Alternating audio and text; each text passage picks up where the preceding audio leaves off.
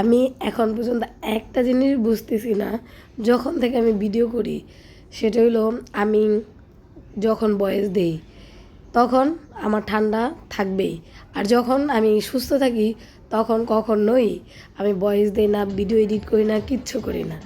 কেন সেটা আমি জানি না। তো ঈদের দিন আর ঈদের পরের দিন বাসায় ছিলাম, কোথাও যাই নাই, কারণ ভাল লাগতেছিল না, কেন জানি বের হইতে বিরক্ত লাগতেছিল।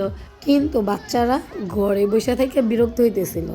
তো সনি মায়া আমরা বাচ্চাদেরকে নিয়ে আসলাম মেলায়।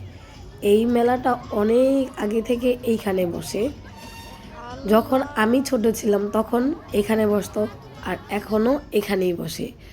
আগে ছোটোবেলায় রোজার ঈদ আসলে আমরা এখানে আসতাম, এখন আমাদের বাচ্চাদেরকেও নিয়ে আসি। তো আমার মেলাতে আসলে নাগরদোলা দেখলেই উঠতে ইচ্ছা করে। আমি এখন পর্যন্ত যতবার সুযোগ পাইছি ততবার নাগরদোলায় উঠছি। তো এবারও উঠলাম বোনেরা একসাথে বাচ্চাদেরকে নিয়ে। আর এই পাশে যে নৌকা ছিল এই নৌকাতে মাত্র আমি 3বার উঠছি, কারণ এই নৌকাতে উঠা মানুষ অজ্ঞান হয়ে যায়, পড়ে যায়, কি কি অবস্থা হয়, সেই জন্য এখন আমি এটার মধ্যে আর উঠি না। সাথে বাচ্চারা থাকে সেজন্য আরও ভয় করে, কারণ আমরা উঠলে তো অবশ্যই বাচ্চারা উঠতে চাবে, সেজন্য বাচ্চাদেরকেও আমি উঠাই না।